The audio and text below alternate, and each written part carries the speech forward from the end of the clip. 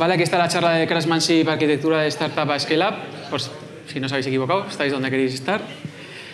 En primer lugar, gracias a 540 por habernos invitado, aunque bueno, nos invitaron después de unos vinos, pero bueno, se agradece igual. Y también gracias a los patrocinadores, sin los cuales pues, no habría tantos garrotitos en los almuerzos, con lo cual pues, nos debemos un poco a que paguen parte de los gastos de la conferencia. Nuestro plan es contaros los desafíos de crecimiento de una empresa que ha ido de startup, desde 2 empleados hasta pues, como estamos ahora, que es en modo scale-up, con 225 aproximadamente, a lo largo de distintas fases. Desde fases de laboratorio de estar sacando un producto hasta los desafíos de crecer internacionalmente. Esto se puede ver desde muchos puntos de vista, ¿no? De producto, de organización, y nosotros hemos elegido pues, darle el punto de vista de la arquitectura de software. Y de camino también os contaremos qué es para nosotros la arquitectura de software o por qué es útil hablar de la arquitectura de software desde un punto de vista totalmente heterodoxo. A lo largo de estos años hemos tenido muchos desafíos y la principal enseñanza es que cada vez que intentamos resolver un problema nunca las cosas han salido como esperábamos, pero sí que todas las cosas que haces acaban transformando la forma en que se hacen las cosas, ¿no? Y a eso pues, le hemos dado el nombre de Craftsmanship, que parecía que iba muy bien con la conferencia. Estos somos nosotros, David Gilmour y Roger Waters. Este señor es... Yo soy Miquel, soy arquitecto de software en Veridas. Y yo soy Javier, también del equipo de arquitectura. ¿Por qué tenemos un equipo de arquitectura? Pues igual lo contamos luego. Y estamos la mitad del equipo. Ahora mismo estamos 4 personas. Sí, Veridas, bueno, para los que no nos conozcáis, nos definimos como un partner de identidad. Somos una empresa que intentamos solucionar los problemas de identidad a nuestros clientes en varias líneas. La principal de todas ellas, una que puedes estar viendo ahí, el de la verificación de identidad. Es decir, nosotros queremos ser una especie de nexo entre la identidad real y la identidad digital. Entonces, para ello tenemos productos que lo que permiten es hacer un poco esa verificación de identidad en base a, sobre todo, biometría e inteligencia artificial. Y esto ayuda a las empresas que, pues, por ejemplo, cuando tú te quieres dar de alta en un banco, en una aseguradora, temas de prevención de fraude, ¿no? Para saber identificar a gente que intenta realizar fraudes en bancos, por ejemplo, y cosas de este estilo. También, obviamente, todo lo que tiene que ver con autenticación, en este caso autenticación biométrica, es decir, que tú puedas entrar en algún lugar utilizando tu cara o tu voz. Y luego una gran línea, que es un poco la que habéis visto en el vídeo, es la del control de acceso físico, es decir, el poder entrar en eventos, en tu club deportivo, en tu empresa, utilizando la biometría única y exclusivamente. Es decir, en vez de llegar a un torno y poner un QR o poner la huella dactilar, que puedas entrar incluso con tu cara única y exclusivamente. Y una de las últimas líneas en las que estamos trabajando, que también es súper interesante, es la que se llama identidad soberana o las wallets de identidad, ¿no? Que al final permiten tener digamos, tu identidad digital en una wallet y tener control total sobre los datos que tiene esa identidad, o que conforman esa identidad digital. Puedes tener control sobre a quién le das esos datos y qué datos compartes y para qué compartes esos datos. En esta charla, bueno, vamos a hacer un pequeño repaso histórico para explicaros un poco cómo ha sido la evolución de la empresa y de la arquitectura a lo largo de estos años, y os vamos a contar que, como todas las startups, empezó pues, siendo poco más que 4 en un garaje, ¿no? Pero la realidad es que a día de hoy Veridas ya es una empresa consolidada, con sedes en España, Reino Unido, Estados Unidos y México, clientes en más de 25 países, somos ya más de 225 empleados, de los cuales 100 están un poco en el área tecnológica, ¿no? Somos una empresa, no somos un unicornio de Silicon Valley, no hay capital riesgo, no hay, digamos, hype, somos una empresa honesta, digamos, que hace tecnología, y no somos una consultora, somos una empresa de producto. Vale, esto es un poco para que cuando hablamos de startup a scale-up, ¿qué nos estamos refiriendo? Pues bueno, sin más, es un gráfico el que pone desde que había 2 empleados hasta ahora que estamos sobre 223 y creciendo. Guiño, guiño, si tenéis interés. Entonces, tanto para Miquel y para mí, nosotros no habíamos trabajado nunca en una startup, ¿no? Ahí pone más o menos cuando entramos. Y no sé, muchos habréis trabajado en startups, pero bueno, a nosotros fue algo diferente. Sí, yo por ejemplo venía más de una empresa consultora típica, clásica, ¿no? De las de proyecto llave en mano, con aquí tienes tu análisis, desarrolla, testing, se entrega y se mantiene, ¿no?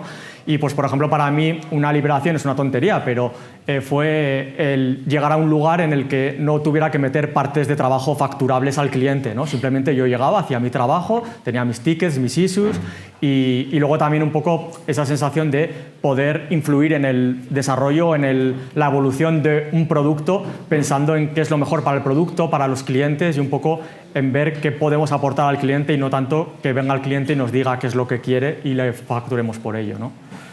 Sí, yo también venía de empresas de software de producto, pero digamos en la mayoría de los que podemos estar aquí. Y para mí entrar en una empresa que era de ingeniería, que no era de software, donde había cacharros, donde no había ni Scrum, ni Kanban, ni Technology Stack, podías elegir lo que querías, pues la verdad que era algo muy estimulante. Evidentemente con el tiempo, pues que no hubiera muchas prácticas de ingeniería de software, pues empezó a haber sus problemáticas, ¿no? Entonces, la idiosincrasia del arranque de la empresa explica bastante de las cosas que vamos a ver después, ¿no? Entonces, se fundó sin una idea de producto, que eso también es algo como novedoso. O sea, el plan era, vamos a llegar donde nadie ha llegado antes. ¿Qué quiere decir? Si construimos algo que no se haya resuelto, lo venderemos, nos seremos millonarios y nos retiraremos a los 35. Entonces, teníamos laboratorio de nanotecnología, medición de pintura con terahercios, contar billetes con deep learning, con visión artificial. Teníamos muchos aparatos que tenían que ver con las medidas de seguridad de los billetes y con los bancos centrales. Entonces, teníamos ahí como un nicho. Y igual también por oportunidad y casualidad, carambolas de la vida, pues el hecho de que estuviéramos trabajando con inteligencia artificial y en el mundo de la impresión de alta seguridad, en un entorno regulado, pues resulta que nos vino un banco muy grande a decirnos, oye, igual podría resolver problemas de verificación de identidad remota. Y nosotros, pues sí, igual que hacemos terahercios y que hacemos nanotecnología, ¿por qué no vamos a hacer verificación de identidad? Sí, a nivel organizativo, en esta época podríamos decir que no éramos la típica empresa de software, por lo que os ha contado Javi. Era un equipo pequeño con grandes fundamentos en la parte ingenieril, además la parte ingenieril de verdad, no la de software, que está basado en el método científico, en los papers y en las ecuaciones diferenciales, por decir algo, y con un liderazgo muy estrecho del CEO, ¿no? Muy involucrado, ¿no? En el día a día del equipo y demás, ¿no? Era un equipo realmente full stack y de nuevo entendiendo full stack en toda su dimensión, ya no solo front y back en el sentido software, sino gente que hacía diseño mecánico, electrónica, inteligencia artificial, sistemas embebidos, incluso temas con química, ¿no? Os ha comentado de nanopartículas, que suena todo como súper guay y lo era realmente. Y luego, bueno, pues también con una actitud también muy típica de empresas así, ¿no? De muy hazlo tú mismo, ¿no? El típico do it yourself, y como ejemplo os hemos puesto lo que se podía encontrar un empleado en su primer día. Es básicamente eso, es un puesto, llegas con una mesa llena de cosas que no se sabe muy bien de quién son, con tu portátil ahí en una caja para que tú lo desembales y te instales tú el sistema operativo como tú quieras y básicamente es eso. ¿Cómo era el software en esta época? Pues si resolvíamos problemas tan diversos, pues al final se veía como otro destornillador. Si necesito, ¿para esto qué necesito? Un osciloscopio. ¿Para esto qué necesito? Software, pues un script. ¿Y en qué lenguaje? Pues cada uno más o menos se apañaba. Pues desde Excel y VBA, C++. Y sí que en esta época fue convergiendo al uso de Python. Pues porque alguien un día pues, dijo, hostia, parece que esto lo va a petar. Y no hubo una reflexión muy grande, pero realmente hoy en día somos básicamente una empresa que hace casi todo en Python. Y los DevOps que se hacían en esa época son muy interesantes porque se cogía un USB, se copiaba donde tenías el código, se llevaba al PC que hacía de servidor y se pegaba y tenías la siguiente versión. Os reto a que con un pipeline en la nube lo hagáis más rápido. Entonces, en la siguiente época, todavía buscar problemas no resueltos, entre el 17 y 19, todavía era algo bastante que se sentía, que es un poco cuando entramos Mikel y yo, ¿no? Entonces, y todo eso que habíamos visto de la inteligencia artificial, que todavía era la prehistoria respecto a lo que es a día de hoy, teníamos la percepción de que eso que lo iba a petar. Entonces, que nuestro diferencial iba a ser ese. Entonces sí que buscábamos problemas en los que la inteligencia artificial pudiera ser útil. Y una cosa que cambia y que hace también que la empresa pues de repente haya el primer subidón es que por primera vez tenemos un cliente, lo comentaba antes, un gran banco, en el que ya nos viene con un problema para que resolvamos. Porque antes estábamos haciendo soluciones y buscando clientes a ver si las querían, y ahora nos venía un cliente que decía, no, solucionarme esto. Y ya sabéis que con los clientes pues vienen los problemas.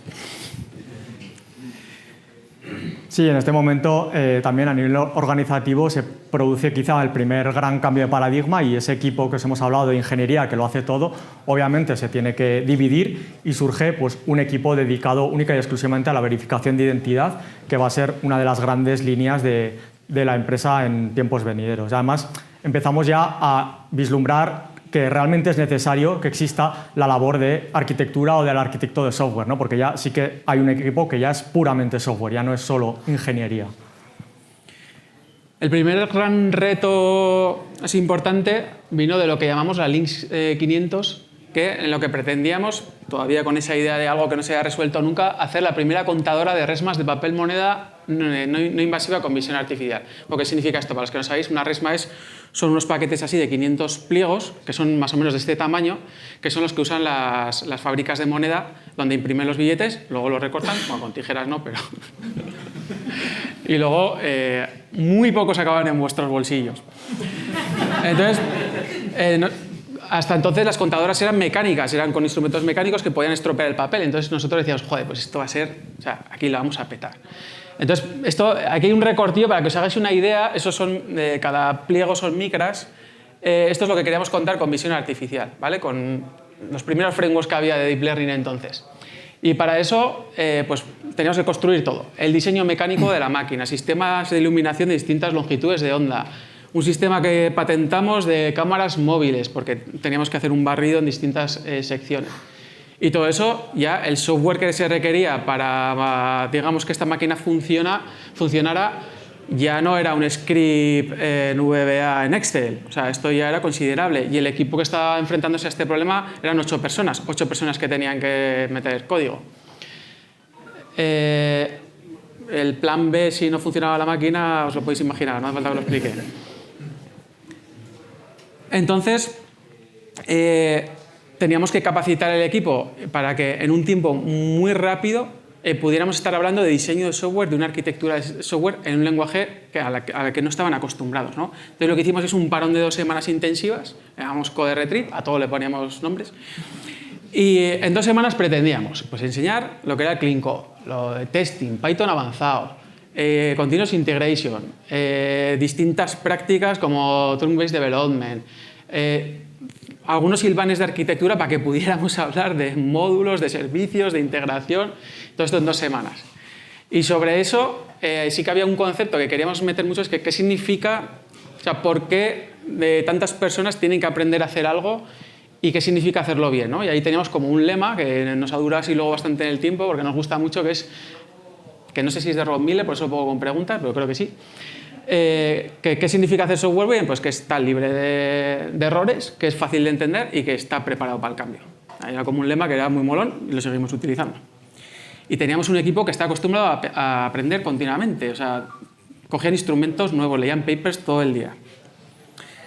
Entonces, la formación nos ayudó a construir la máquina. Conseguimos que personas trabajaran en ese proyecto, pero surgieron cosas que ni se nos habían ocurrido. Imaginaos que lleváis muchos años, porque había gente senior, gente junior en el equipo, muchos años resolviendo problemas del copetín, de electrónica, y claro, os vengan unos tíos a dar un curso que se percibe como un 101, como un básicos. Entonces te surge la duda, ¿no? O sea, ¿cuál es mi profesión? ¿Me tengo que convertir en programador? Y esto, pues no lo supimos ver. Luego, también, imaginaos el tipo de gente, ¿no? Había un porcentaje muy alto de doctores y tal, y como perfeccionistas, ¿no? Joder, yo quiero aprender bien. Ya he visto que hay, hostia, me estás abriendo una puerta de que hay un mundo aquí que tengo que aprender, pero no tengo tiempo. Y eso generó bastante frustración. Entonces, aunque el feedback que tuvimos es positivo, pues realmente esta iniciativa se pegó un pequeño crash, ¿vale? Y luego también ocurre que como siempre cuando haces un parón, al día siguiente te vienen de todas las necesidades de todas las cosas que tenías que hacer, con lo cual no tienes tiempo realmente para asimilar, ¿no? los conocimientos.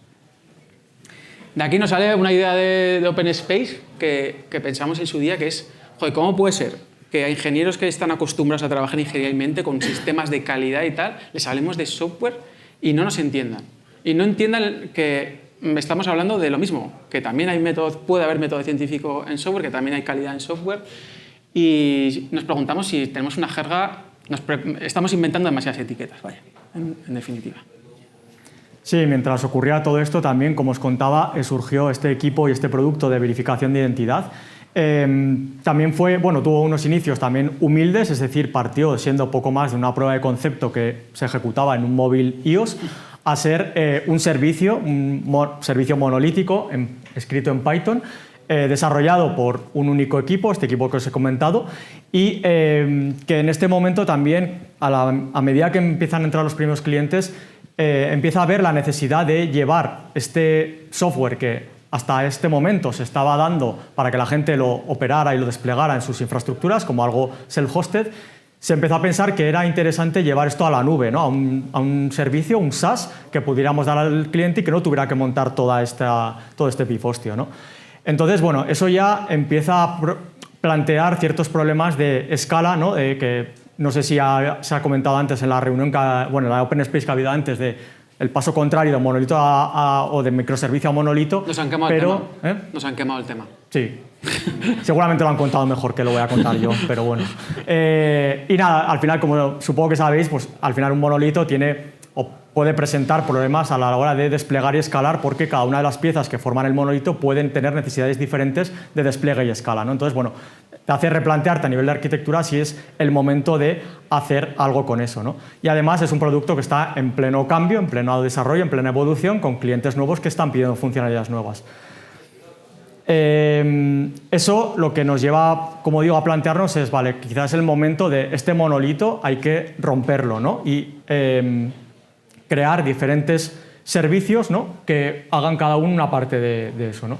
Además, en este momento el equipo está creciendo y cada vez hay más gente. Entonces, creemos que es el momento adecuado para que surja de ese único equipo varios equipos especializados en cada una de las partes que intervienen en ese monolito, que al final cada una de ellas requiere como un expertise muy concreto en temas tecnológicos muy específicos, ¿no? Como pueden ser la biometría facial, que no tiene nada que ver con la validación documental, a pesar de que compartan ciertas herramientas, son campos totalmente diferentes, ¿no? Entonces, aquí, siguiendo un poco la famosa ley de Conway, ¿no? Que ahí la tenéis anunciada, que viene a decir que las organizaciones que se dedican al diseño de sistemas acaban produciendo sistemas que son reflejos de esas organizaciones, ¿no? De cómo se estructuran esas organizaciones en diferentes equipos, ¿no? Pues lo que hacemos es eso, es crear varios equipos o diferentes equipos, cada uno centrado en una parte tecnológica de ese monolito, y romper ese monolito en diferentes microservicios en este caso, ¿no? Además, como tenemos esta problemática de que hay que llevar todo esto a la nube, surge el equipo de operaciones, ¿vale? Aquí aún no existe DevOps como tal, es decir, hay desarrollo y hay operaciones. Entonces, bueno, esta transición realmente funciona en el sentido de que el producto realmente se lleva a un SaaS y llevamos a los clientes que están en esa modalidad self-hosted al SaaS y creemos que todo mejora, pero no viene exento de problemas, ¿no? El principal de ellos es que sí, hemos pasado de una arquitectura monolítica a una base de microservicios, pero la realidad es que lo que hemos construido se parece más a un monolito distribuido. Es decir, hay diferentes microservicios, pero todos ellos están fuertemente acoplados. Es decir, no puedes sacar uno y que todo lo demás siga funcionando, ¿vale? Además, ahora, al tener diferentes equipos que contribuyen a diferentes servicios de esa solución, tenemos problemas de coordinación. Obviamente, tu servicio se tiene que poder comunicar con el mío, ¿no? Entonces, obviamente aquí lo que acaba pasando es que es necesario hacer coordinación de las releases de esos diferentes servicios, tener cuidado con no romper las APIs para no romper al equipo de al lado, etcétera, etcétera, ¿no? Y además, como cada uno de esos equipos son autónomos y evolucionan a su propio ritmo, se va produciendo en la organización una deriva en las prácticas y en los niveles de madurez en la capacidad de entrega del software, ¿no?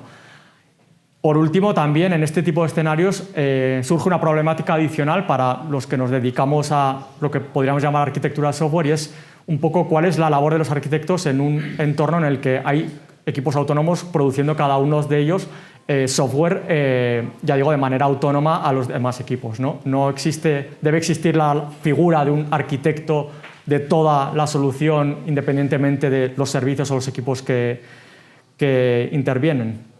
Entonces, bueno, pues motivados un poco por todas estas problemáticas, decidimos impulsar lo que llamamos el proyecto ARC o la iniciativa ARC, que es básicamente un proyecto transversal en la empresa, muy inspirado en el modelo Spotify de las guilds, ¿no? De los gremios, en las que básicamente tú coges una persona de cada equipo y esas personas, todos ellos con el rol un poco de arquitecto de software, conforman un gremio, ¿no? Una iniciativa transversal que está enfocada en un tema concreto, en este caso la arquitectura de software, ¿no? Con el objetivo de alinear a todos esos equipos, implantar un poco una conciencia de la mejora continua y la calidad. Y bueno, la manera de trabajar que pensamos para este equipo, inspirados un poco también en la manera en la que funcionan las comunidades open source, es intentar que el trabajo sea lo más asíncrono posible. Y esto, pues lo que pensamos es, de nuevo, también inspirado en muchos proyectos open source. Por ejemplo, en Rust utilizan esto, ¿no? En el proyecto Rust, en los que desarrolladores del lenguaje, basado en utilizar documentos tipo RFC, ¿no? En el que alguien hace una propuesta o ataca un problema, ¿no? Aquí tendrías una especie de plantilla de cómo podría ser, diciendo, pues resumiendo un poco el problema, el estado, si está propuesta, aceptado, tal, la motivación, esto es importante siempre, decir por qué estás resolviendo ese problema, por qué ese problema es interesante resolverlo y qué estás proponiendo resolver, y luego un poco pues una explicación detallada y por qué propones hacerlo de esta manera, ¿no? Entonces, eso estaría un poco complementado con reuniones o comités semanales en los que el equipo, digamos, transversal se coordina y se deciden pues, qué problemas se van a trabajar y se consensuan pues, decisiones, soluciones, etcétera, etcétera, ¿no? Suena bien, no sigas. Sí, suena genial, ¿verdad?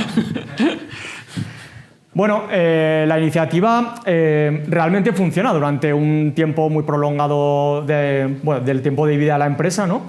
Y creo que se consiguen pues, hitos importantes. Además, da un poco pie, o bueno, de esta iniciativa surgen otras muy interesantes, como pues, por ejemplo lo que ha comentado, ¿no? La parte más DevOps, pues de esta iniciativa surge el mandato, bueno, o la posibilidad de decir a la gente, oye, no, hay que hacer integración continua, hay que hacer despliegue continuo, tiene que haber pipelines automatizados. Es decir, sí que se ponen ciertas bases que ayudan, en cierto sentido, a transformar la empresa. Pero sí que es verdad que no se consigue un poco el objetivo deseado, ¿no? En el sentido de que, por un lado, la responsabilidad en este tipo de iniciativas se diluye mucho. Al final, como es una iniciativa transversal, no queda muy claro de los miembros de cada equipo quién tiene que hacer qué, cuál es la dedicación, ¿no? Y de hecho existe dedicación desigual, ¿no? Hay equipos que por lo que sea tienen menos presión, están menos tensionados o son capaces de aportar más recursos a la iniciativa que colaboran más que otros, ¿vale? No es una cuestión de juzgar, simplemente es la realidad, ¿no? Y luego también pasa mucho con este tipo de iniciativas que acaban un poco desconectadas de la realidad, ¿no? O sea, acaba un poco yendo al modelo este de diseño por comité, es decir, está el conjunto de sabios en su torre de marfil que ellos deciden cosas y esas decisiones de alguna manera se tiran desde lo alto de la torre y hay gente que tiene que hacer algo con ellas, ¿no? Maravilloso. Entonces, sí. Maravilloso. Y luego, por último, sí que es verdad que tiene como bajo impacto en lo que podríamos considerar más la parte puramente de arquitectura de software, es decir, los problemas que os he comentado, ¿no? De derivados de los microservicios, el monolito y tal. Sí que es verdad que quizá no acabamos atacando muchísimo esos problemas, ¿vale? Y bueno, aquí también nos hace preguntarnos otra posible pregunta para el Open Space, que podría ser un poco cómo se pueden traccionar este tipo de iniciativas transversales en las empresas, no solo de arquitectura, sino en general cualquier tipo de iniciativa transversal, ¿no? Una de las cosas que surgen, que estuvo muy bien de este proyecto, es un poco, como digo, esa concienciación de que es necesaria en una empresa la mejora continua, ¿no? El no conformarte con lo que estás haciendo ahora, sino intentar cada vez hacer las cosas mejor, ¿no? Y como os he comentado, esta evolución un poco desigual de los equipos nos hizo preguntarnos bueno, ¿cómo podemos saber realmente cómo están funcionando las cosas en cada equipo y cómo descubrir los problemas que es necesario atacar, ¿no? Porque, como os he comentado, había había pues capacidades de entrega de software dispares entre los diferentes equipos, ¿no? Entonces, el objetivo que teníamos era tener una manera de medir la salud de cada equipo. Y un poco la solución, de nuevo inspirado también en algo que hizo Spotify, que creo que se volvió bastante popular, es hacer lo que se llama Software Delivery Assessments, que son básicamente sesiones de autoevaluación. Es decir, coger a cada equipo en una sesión, una mañana, y hay un facilitador, una persona normalmente ajena al equipo para no contaminar mucho la sesión, que básicamente les pregunta a la gente del equipo diferentes cosas en diferentes dimensiones. Yo aquí os he puesto un ejemplo real, esto es de uno de nuestros equipos, la categoría, digamos, de salud del equipo, ¿no? Entonces les preguntamos, oye, ¿cómo de fácil es desplegar tu producto en producción, ¿no? ¿Cómo de adecuado es el proceso de desarrollo de software, entendido proceso en general, ¿no? Desde que tú recibes una feature request, la diseñas, la implementas, etcétera, etcétera. Entonces, de cada una de esas cosas se pone una evaluación de si está bien, pues carita triste, o sea, carita sonriente, si no, pues carita un poco de esto sin más, o carita... Y luego también de cada una un poco la tendencia percibida, ¿no? Si esto es algo que está mejorando, si es estancado o es algo que realmente está empeorando, ¿no?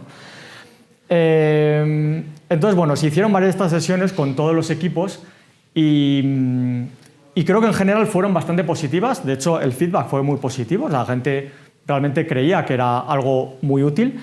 Nos sirvió efectivamente para detectar problemas, pero por contra fue una iniciativa que tuvo un impacto limitado, en el sentido de que las acciones que se identificaron no acabaron en planes de acción que tuvieran un seguimiento y que realmente tuvieran un impacto real en la organización. Es decir, como práctica estuvo muy bien, pero quizá no tuvo, ya digo, el recorrido necesario. Y luego, aparte, esto es algo que requiere un tiempo, es decir, son sesiones que requieren tiempo prepararlas y realizarlas.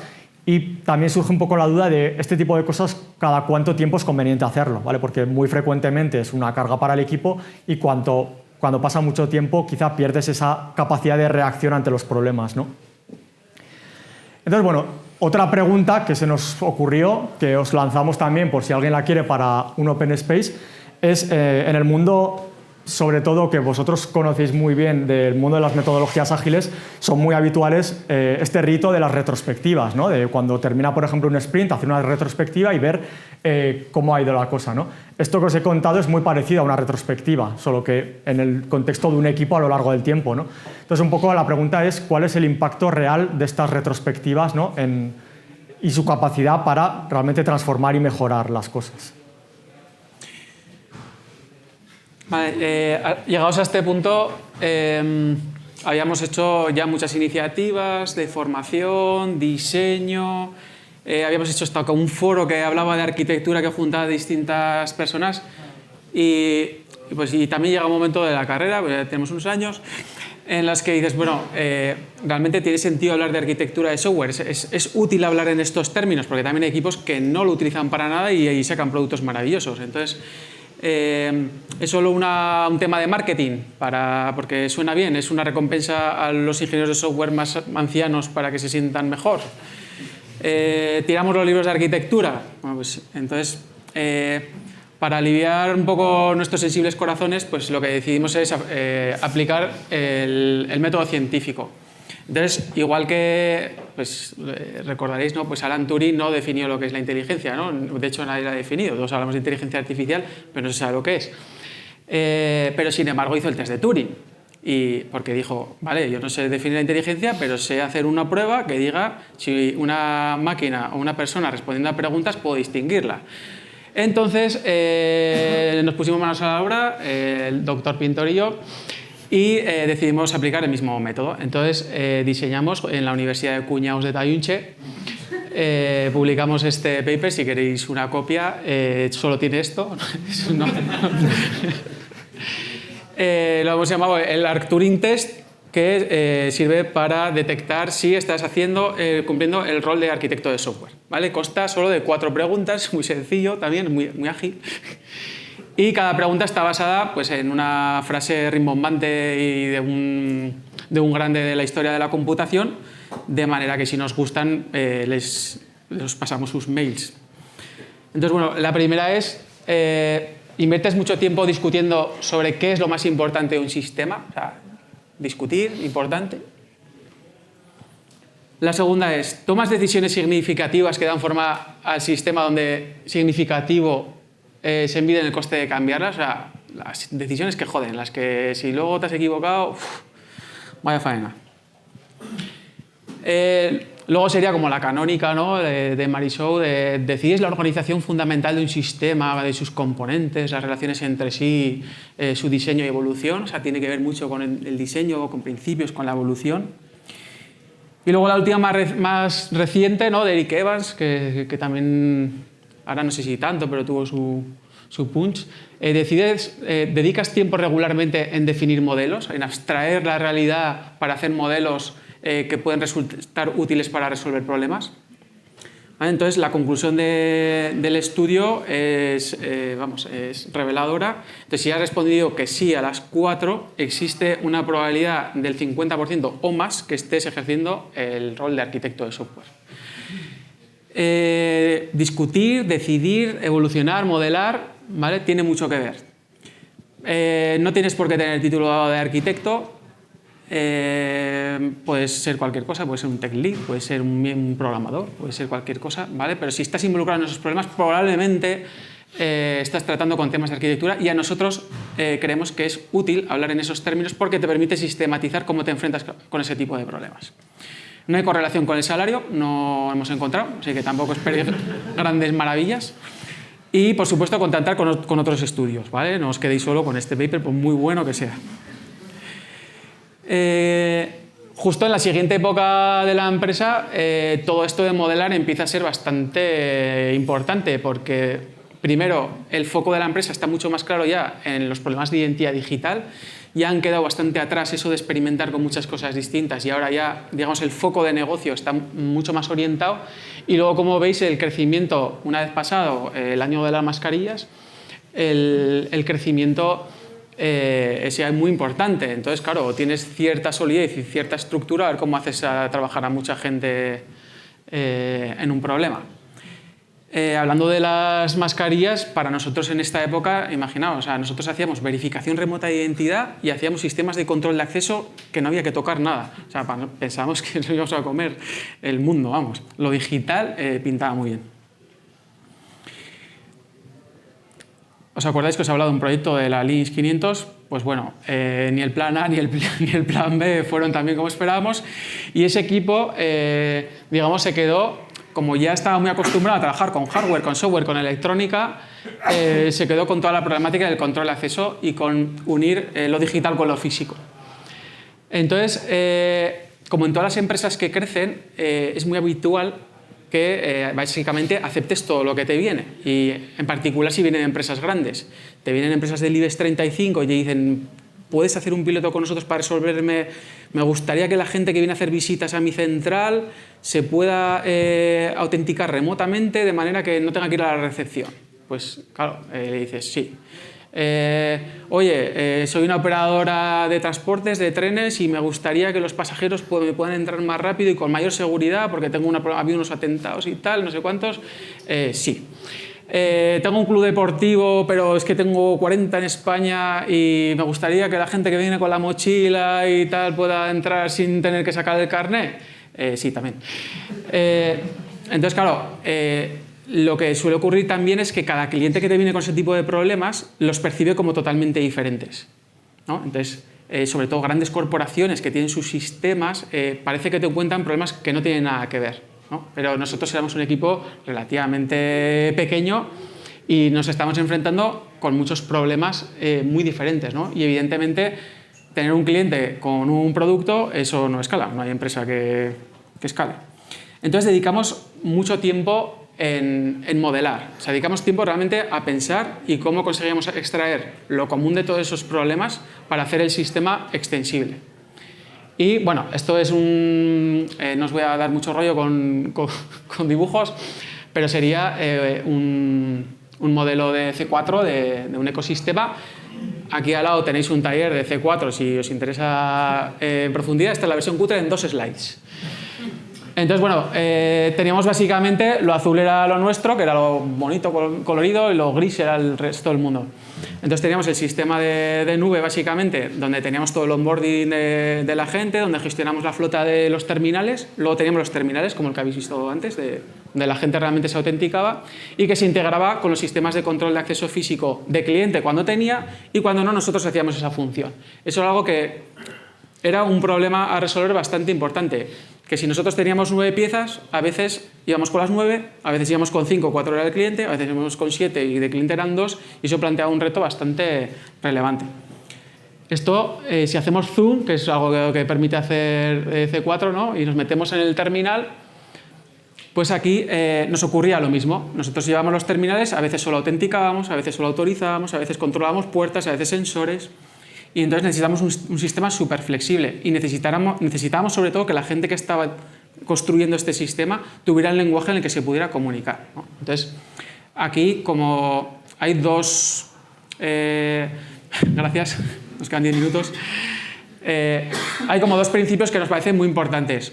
Uno, no reinventar la rueda. Si hay modelos existentes, hay que aprenderlos, hay que leer primero lo que el control de acceso tiene décadas de existencia. Y luego otro, que es muy importante que el equipo pueda tener un lenguaje en el que explicarse.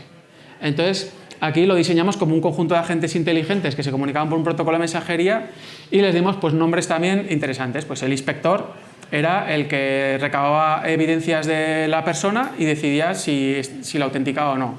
El portero era el que decidía si podía pasar o no y le abría la puerta. Y luego había el guía, que era el que resolvía la interacción con el usuario. Y esto facilitaba mucho la comunicación en el equipo.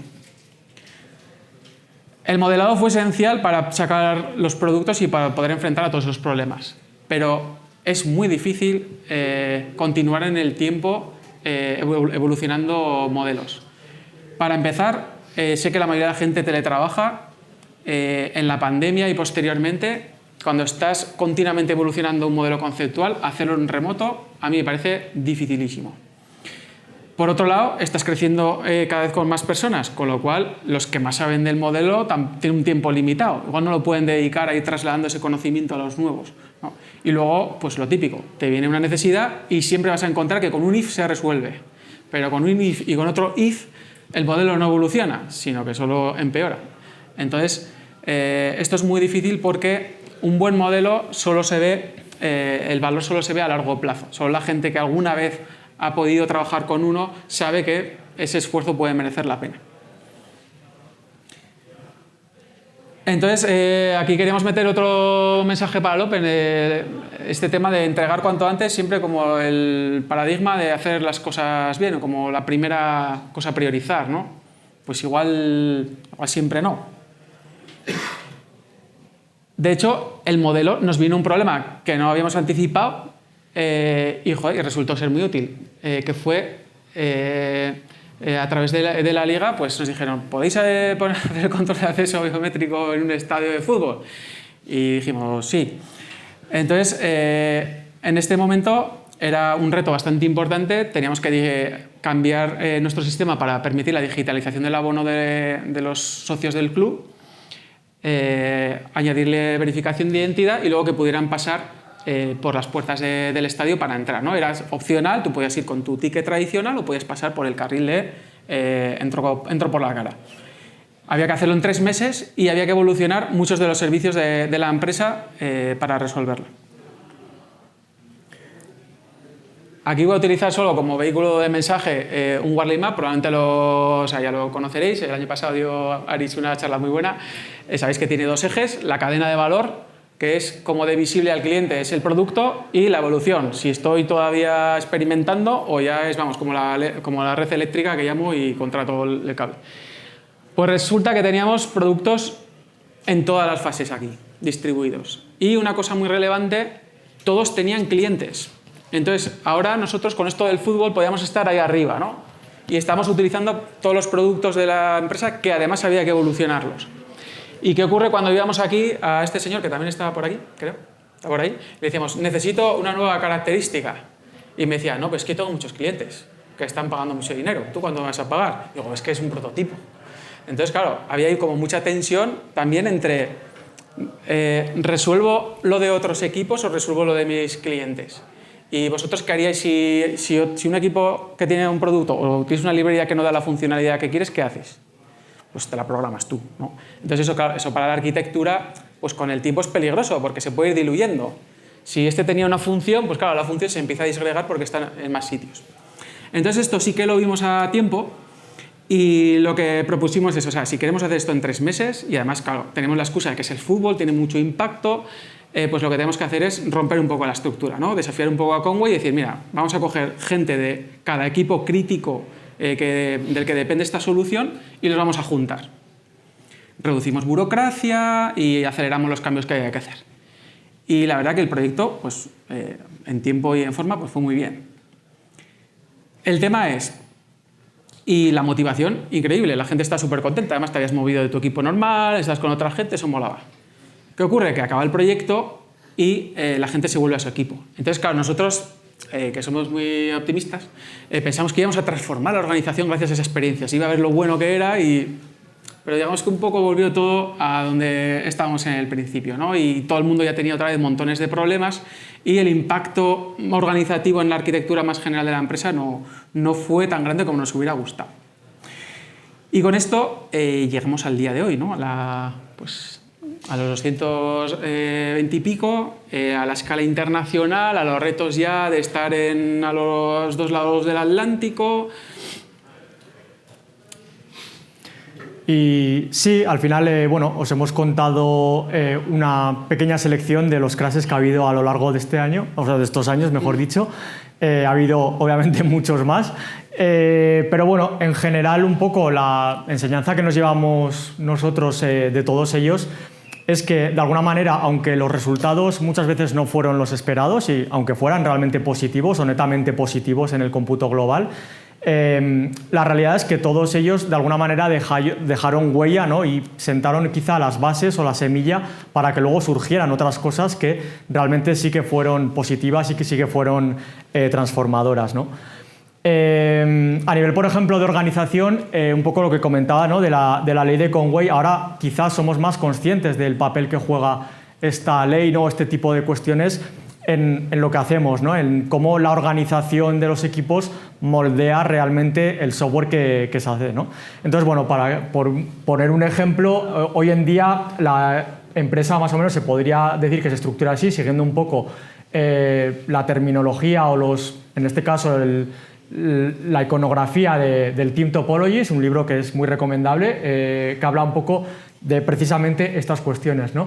Tenemos equipos o productos, o mejor dicho, equipos que muy centrados en producto, muy centrados en lo que se llama la cadena de valor, ¿no? O el entregar valor al cliente final, ¿no? Que son los que harían un poco esta parte del Warli Map que queda arriba, ¿no? La parte más visible por el cliente, ¿no? Y cuyo foco es tener los mínimos impedimentos posibles para hacer eso, es decir, para llevar las peticiones, digamos, de features o las ideas que tienen a el cliente final, ¿no?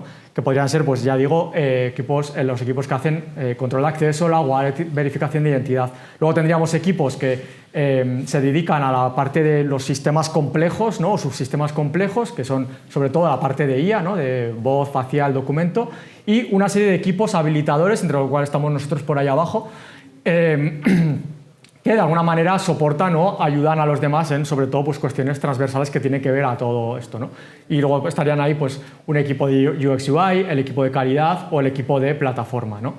Entonces, bueno, aquí un poco lo que se intenta hacer actualmente es hacer lo que se llama maniobra de Conway inversa, es decir, si realmente la organización o la organización de los equipos influye en el software que hacemos, vamos a organizar los equipos para que el software acabe siendo como nosotros queremos que sea y no al revés, ¿vale? Esto, por ejemplo, se evidencia con el tema de los grupos de trabajo. Como os ha contado Javi, fue una experiencia muy positiva el hacer un grupo de trabajo para un proyecto concreto, eliminar, digamos, interfaces de comunicación entre diferentes equipos que siempre son complejas. Entonces ahora intentamos hacer esto de manera más continua y más consciente, ¿no? O lo que os comentaba del equipo de QAQC, ¿no? Volvimos un poco a los orígenes ingenieriles, ya digo, la ingeniería de verdad, donde los procesos de calidad son algo no solo habitual, sino requerido en muchos casos por regulaciones o por lo que sea. Y ahora existe un equipo de calidad que ayuda a que esos planes de acción y esa mejora continua que antes se quedaban un poco en agua de borrajas, ahora realmente se traccionen y se lleven a cabo, ¿no? Y que están trabajando, pues, por ejemplo, en intentar tomar decisiones basadas en métricas, ¿no? Las típicas métricas DORA, DevOps, ¿no? De las 4 métricas que predicen si tu empresa está funcionando bien a nivel de entrega de software, o el tema de las retrospectivas que os comentábamos, transformadas en encuestas de experiencia del desarrollador, ¿no? De decir, preguntarle al desarrollador, oye, ¿cómo estás funcionando dentro de la empresa? ¿Tienes las herramientas adecuadas? ¿Tienes todo lo que necesitas para funcionar? Y en base a eso, pues, llevar a cabo planes de acción específicos, ¿no? O en el caso nuestro propio, en el caso del equipo de arquitectura, hemos ya bajado de la torre de marfil, ya hemos bajado al suelo y hemos dicho, vale, esto del diseño por comité no funciona, entonces vamos a probar otra cosa, y eso que estamos probando es simplemente que nuestro trabajo se desarrolle en el contexto de un equipo concreto, de un producto concreto, y especialmente intentando atacar aquellas líneas que consideramos que son más estratégicas y donde la labor de un arquitecto de software se puede notar más. Luego también la parte de aprendizaje, pues bueno, aquí la semilla de que el software molaba, pues cundió bastante, ¿no? Y bueno, por destacar una, que nos inspiramos aquí del maestro de Sushi, de Jiro Ono, y le llamamos Shokunin, ¿no? Porque era como muy inspirador, se parece al craftsmanship, pero le da un aire poético más grande, ¿no? Pues no solo de habilidades técnicas, sino respeto por el arte, integridad, servicio, era como muy bonito. Y la iniciativa todavía dura y todavía se hacen talleres bajo ese nombre.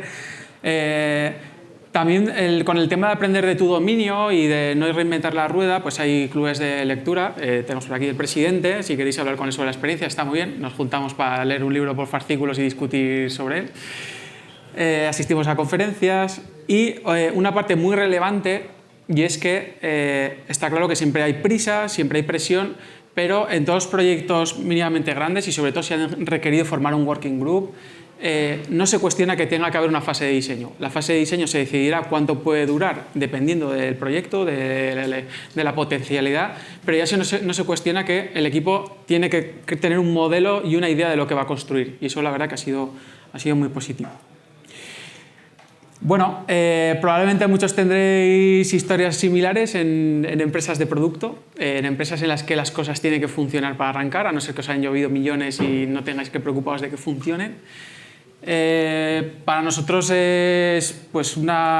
consideramos afortunados poder haber estado en un sitio en el que puedes influir, puedes decidir, puedes equivocarte. Y porque muchas veces, sobre todo en nuestro sector, se habla sobre todo de prácticas buenas, craftsmanship, hacer esto bien, ¿no? Y igual es más interesante pensar cómo afrontar los desafíos, cómo aprendes de ellos, cómo a partir de ahí construyes otra cosa. No tanto de qué bien voy a hacer algo, sino, bueno, cuando haya hecho mi mejor decisión en base al contexto y tenga los resultados, cómo de eso la siguiente igual es mejor, ¿no? Entonces, bueno, pues os animamos a ser maestros del craftsmanship, software crasters, y a por el próximo crash. Muchas gracias. Gracias.